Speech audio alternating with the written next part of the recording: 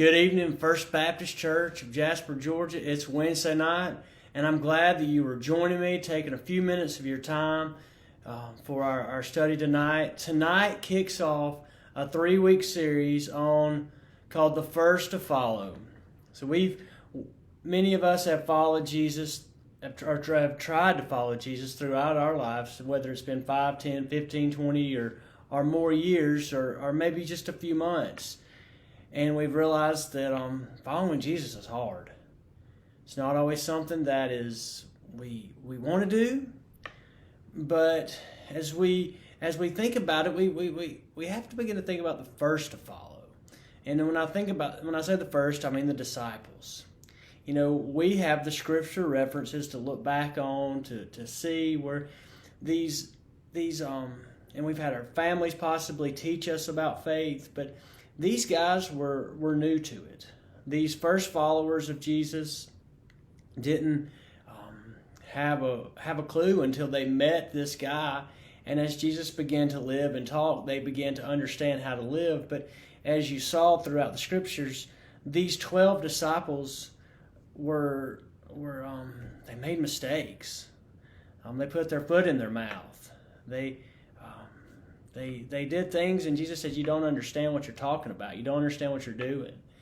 And so we're going to look at these 12 disciples, and we're going to look at them kind of from a scriptural point of view a little bit, and then also just some characteristics, and also look at their life outside of Scripture, the stories of their, of what took place to them, how they passed away, their journey once the outside of the Gospels, I guess you would say. And so we're going to look at a few each night for the next 3 weeks. And before we do, there in Matthew, Mark, and Luke, and John, there's all these stories of call, where Jesus calls these first folks to come and follow him. And we don't know really how old they were. Maybe they were in their teens, their 20s, or their early 30s. Maybe some were older than that. But, in the Gospels, there are these call stories. But in Matthew and Mark and Luke, there's actually a point where where the writer lists all the 12 disciples. Now, John doesn't do this. So in Mark chapter 3, you can find the list of all of them. Luke chapter 6 and Matthew chapter 10. And as you read them, you will notice some differences. You will notice the names often are different. They often reference the same person, but the name is said differently. So tonight we're going to look at Andrew and Simon. Simon, who eventually became Peter, or is referred to as Simon Peter. Andrew, who was he? He was the brother of Simon. He was the son of John. He was from Bethsaida, which was in Palestine. He was his Greek name of Andrew was translated as manly. Now that for a guy that might be pretty cool to be called manly.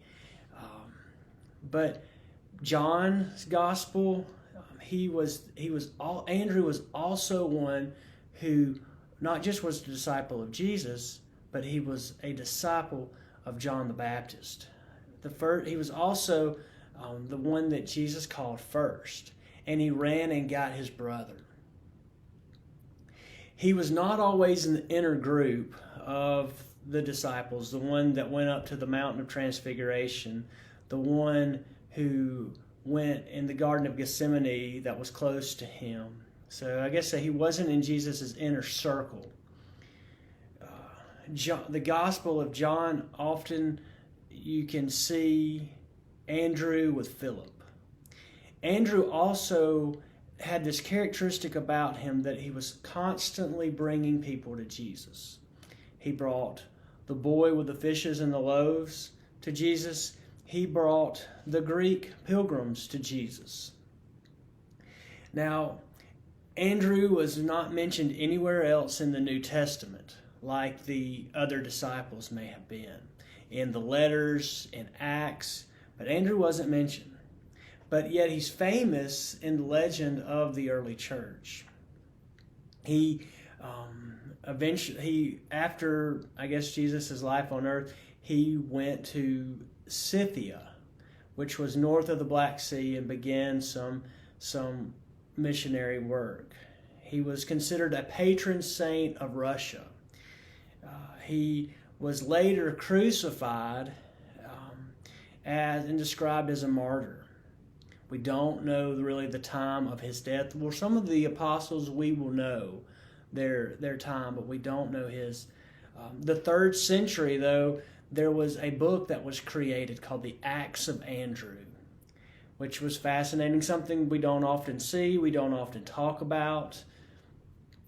But this was basically centered around his journey, his life, his beliefs, and how he was killed. So Andrew, that kind of wraps up Andrew, who he was. So now let's get to Simon, and we're just going to talk about two, because Andrew and Simon, there's a little bit more about these two. Because there'll be some of the disciples that we don't know that much about, that Scripture doesn't say, that outside references to these characters, there's just not a lot of information about them.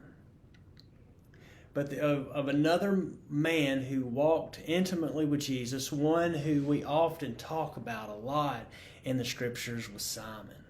Now, Simon was mentioned 155 times in the New Testament. Whether that's reference to Simon Peter, or Peter, he had, all the way, we talk about him in different ways. His name, I guess you would say. Jesus changed his name, as we know, to Rock, and to Peter, which was called Rock. Peter was also, son of John, brother of Andrew, from Bethsaida.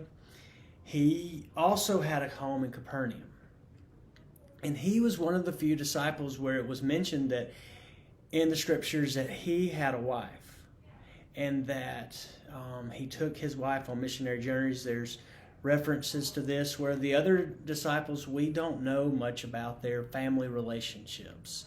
If they had spouses, if they had children, whatnot, we might have just known of parents more than anything. Fisherman by trade, just like Andrew. In Acts 4, it talked about him having no rabbinical training. Now, a lot of these disciples did not have any rabbinical. I think probably pretty much all of them didn't have any. So his native language was Aramaic, but because he was from Galilee, he was also known to speak Greek. The Gospels, Acts, and the letters, the Pauline letters, often reference Simon Peter as the leader of this group of the disciples. He is one who is in the inner circles of Jesus, the one who walks up the mountain of transfiguration, the one who is often the spokesman. He's in the garden with him.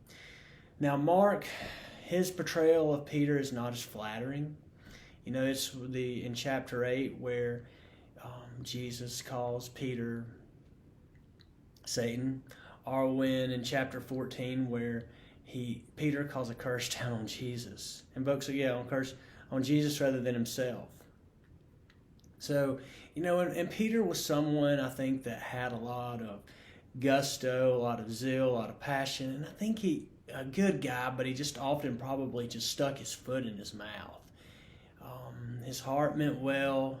He was into what he was doing, but sometimes he just got a little too excited.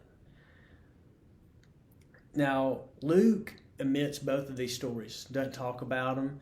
Matthew doesn't talk about the story where Jesus calls Peter Satan, but he does talk about when Peter asks the curse to pass over him and onto Jesus. Now, John most frequently mentions this apostle more than anybody else, than any other disciple. But it takes second place to the beloved disciple, whoever that was. So in the book of Acts, Peter was seen as a leader without criticism. He was a strong leader in the Jerusalem church. So did the Pauline letters. And a decade after of Jesus' passing, where he was the leader, he eventually left that role and became an itinerant evangelist. And James assumes the leadership of the Jerusalem church. Peter then, in 44 CE, is forced to flee from his life. He worked in places like Asia Minor, Rome, Corinth, and he died, they believe, in 64 or 65 CE. Scholars aren't completely sure on the exact year. It was so long ago. But they do believe that he died at the hands of the Roman Emperor Nero in his persecution of the church. So those kind of wrap up the first two. We'll talk next week about a few other ones of James and John and Philip. So just to get ahead. So if you want to, as you read and you notice unique things about them, go to the historical, because a lot of this I had to go not just to scriptures, but to other references, biblical references and stuff like that, to find this fascinating stuff about these men who were the first to follow Jesus, who were apostles, one who actually saw and interacted with Jesus. So thanks for joining me tonight. Hope this was informative, and hope to see you next week.